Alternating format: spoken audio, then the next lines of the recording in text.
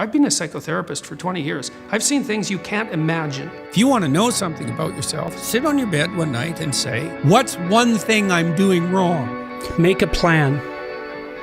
Look at what you're interested in. Get disciplined about something. Jordan Peterson is quite the intellect. I've listened to his lectures as well as his short YouTube videos and so forth. We all can learn a lot from anybody. You might want to listen to his 10 rules to greatness. Tell your kid, here's an impossible thing. Why don't you go out and fail? You say, here's something worth going after. Here's a step you could take that would push you beyond where you are, but that you also have a reasonably high probability of succeeding at, right? They call that within a time frame. Within some time frame. That's the other thing. You have to parameterize it with regards to time frame. That's right, and that puts you in the zone of proximal development, and that's a concept that was generated by a guy named Vygotsky. He was a Russian developmental psychologist and a smart one. It's where the idea of the zone comes from, to be in the zone. Yes. And when you're in the zone, you're expanding your skills in a manner that's intrinsically rewarding because you're succeeding. And so you want to set, if you're good to yourself, you think, okay, I need to set a goal, but I need to set a goal that someone as stupid and useless as me could probably attain if they put some effort into it. Right. And then you've got it perfectly, because it's not so high that it's grandiose or impossible that you fail necessarily and then justify your bitterness. It's like, well, I could do well, because that happens to people. Happens all the time. Yeah, it's like, see this all the time. You know, it's like, yes, exactly. Well, I set a goal and I didn't attain it, so I'm not going to set any more goals. Right. It's like, no, you set a goal that was inappropriate For the time frame. Yeah. That's right. You didn't calibrate it properly. Yeah. And you're playing a trick on yourself because you wanted to fail so that you could justify not having to try. So, and being a victim. Which isn't helpful. You're still going to be a victim. It's like, there's no way out of that, man. Yeah. So, because life is a challenge that in some sense can't be surmounted. So there's no way out of your problem. But there are certainly proper ways of dealing with it.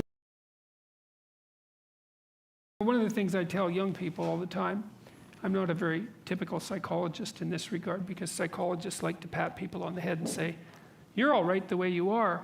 I talked to Bishop Barron a while ago. I'm going to broadcast this, and he said that the Catholic priests were trained in the 1960s to kind of be accepting, humanistically. You're okay the way you are, And that's such rubbish. It's like, not only are you not okay the way you are, you don't think that anybody else is okay the way they are either.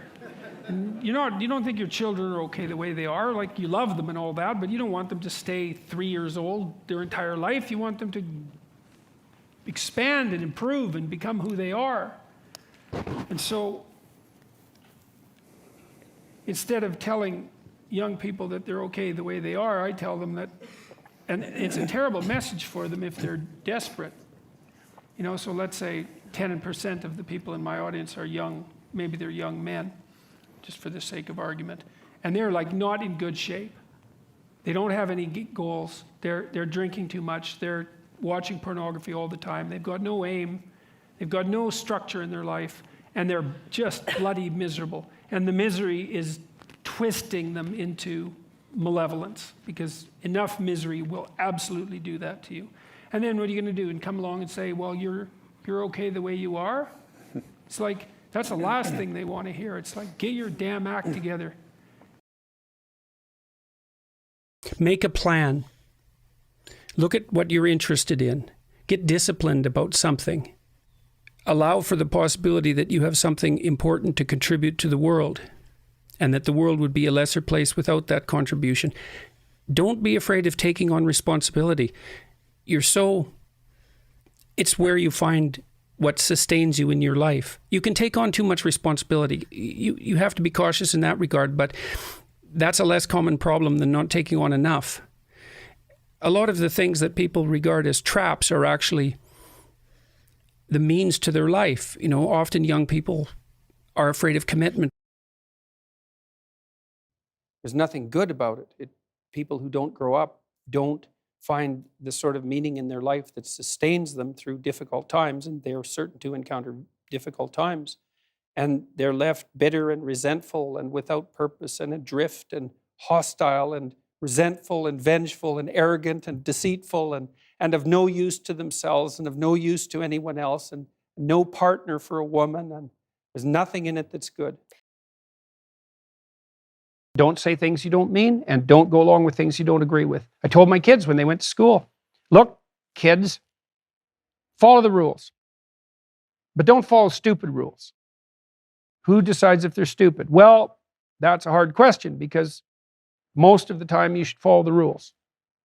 But now and then the rules get pathological, and you have to stand up. I said, if you're going to stand up and break a rule, think about it, and you have to be willing to take the consequences.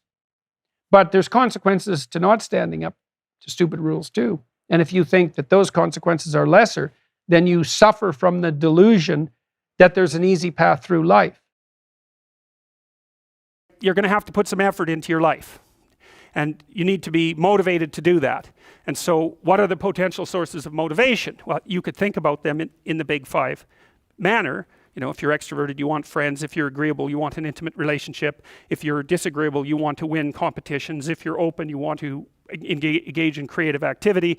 If you're high in neuroticism, you want security. Okay, so those are all sources of potential motivation that you could draw on, that you could tailor to your own, your own personality.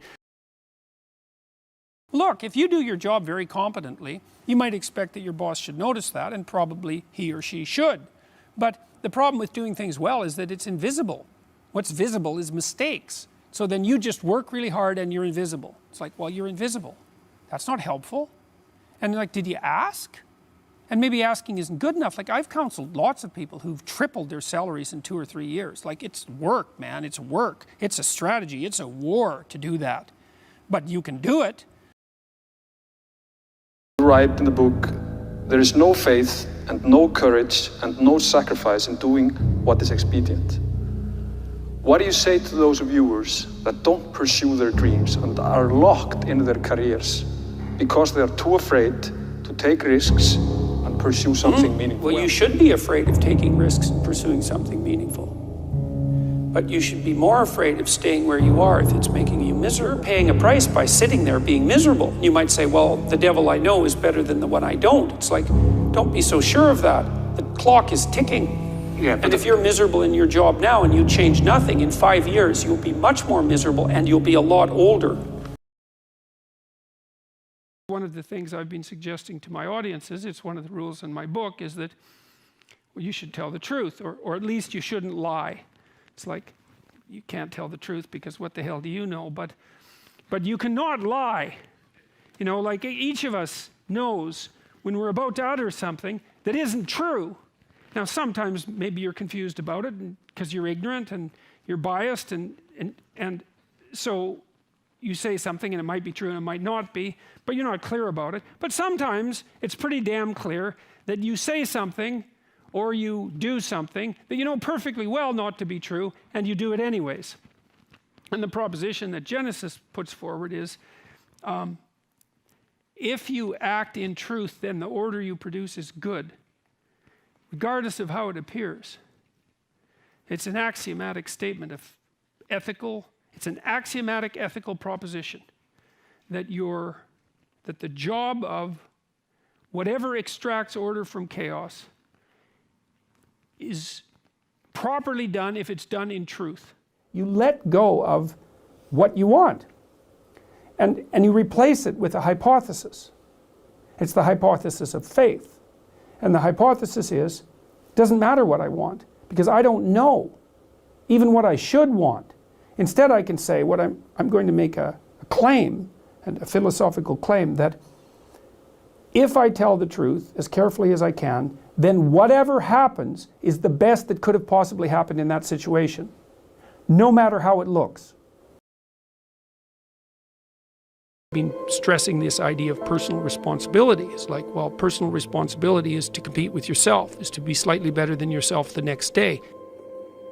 And it better in some way that you can actually manage, and that's humility. Like, well, I'm a flawed person, I've got all my problems. Could I be as good as person X? It's like, not the right question. The right question is, could you be slightly better tomorrow than your currently flawed self? And the answer to that is, if you have enough humility to set the bar properly low, then you could be better tomorrow than you are today. You just listened to his top 10 rules for greatness. Learn from great people and what they do to achieve their level of success, and start adapting some of these things to your life. Leave a comment below on which rules resonate with you most and which one you're going to start implementing in your life this year.